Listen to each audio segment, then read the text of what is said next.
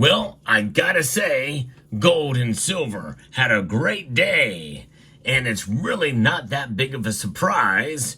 I'm going to explain the multiple factors that led to gold's reaching near all-time highs yet again, and silver's bounce back. Let's talk about it as we explore.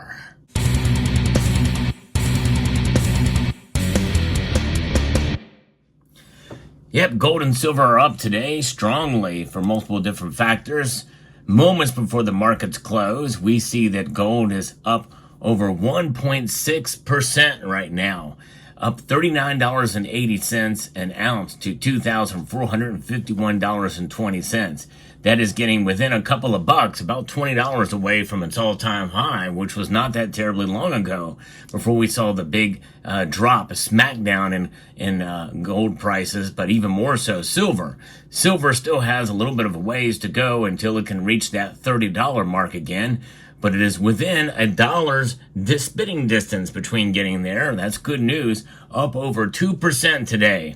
That's a pretty big move for one day. That's right, and that's how I measure these market reports from day-to-day movements. This is something, a 2% climb in one day is considered a big deal. That's up 57 cents, $29.02 for the ask price for silver. The highest it's gone today was $29.07.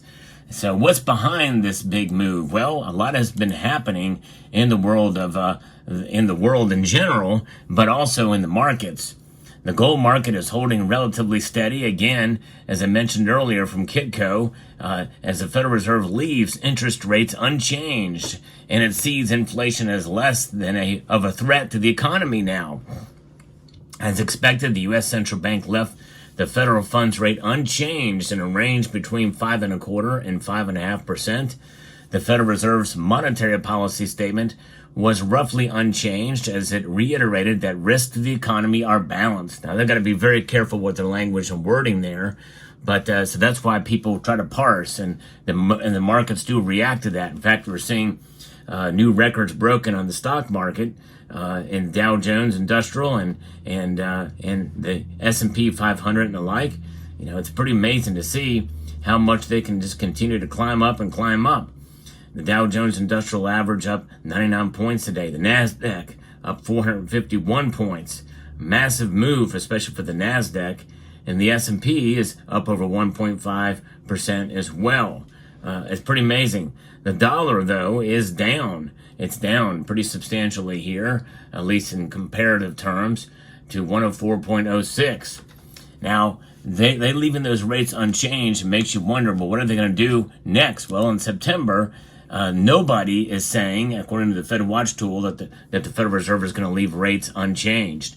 Everybody is betting on a rate cut. There's not a single participant in this survey, the target rate probability survey, that says they're going to raise rates or leave them unchanged in September, which will be more than a year since the Federal Reserve has done anything with regards to rates. So expect a quarter-point rate cut, according to 87.5% of participants now on the Fed Watch tool.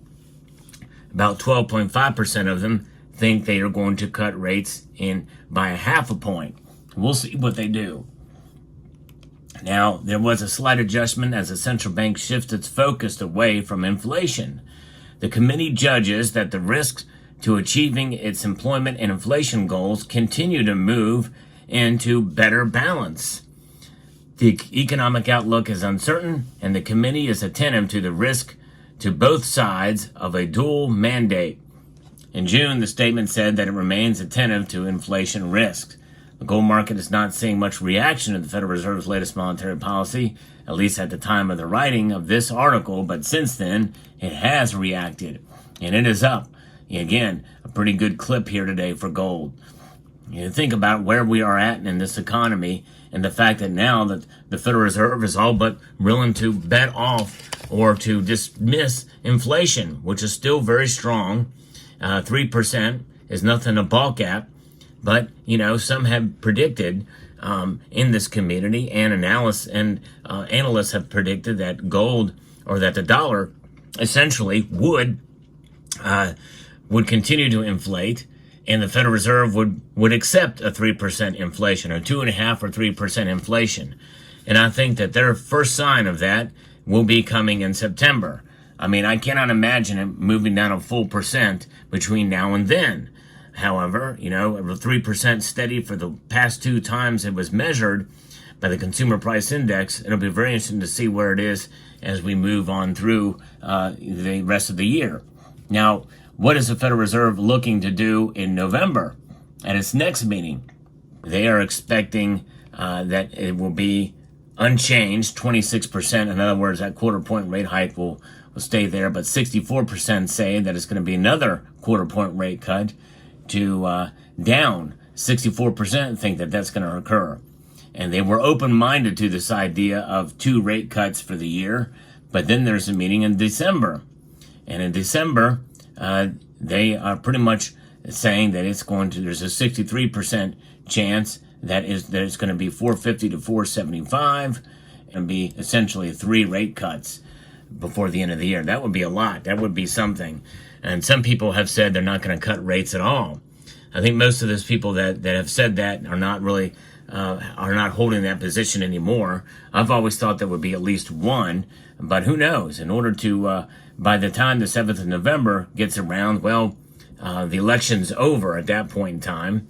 So it'll be very interesting to see if they continue that move and that towards that end.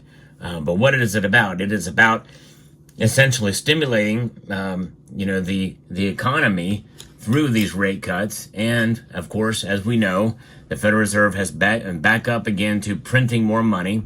A little mini quantitative easing is going on right now. And we're seeing that. And I think that is part of what is stimulating, which is, of course, going to lead to more inflation. So everything that they're doing right now is going to just exacerbate inflation, not make it better.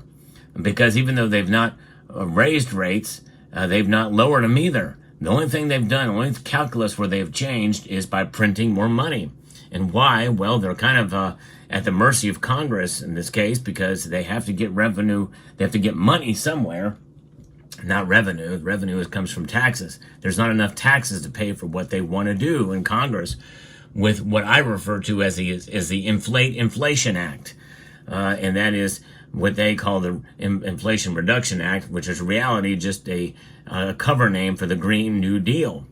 And that's what they're doing. More and more spending and government spending, which means that they're doing it and they're commanding they get the dollars from somewhere. So they have to produce more, which essentially is a hidden tax on us all. No question about that. But now, that's not the only thing that's causing this gold and silver to rise right now. Geopolitical tensions are increasing right now, folks, big time.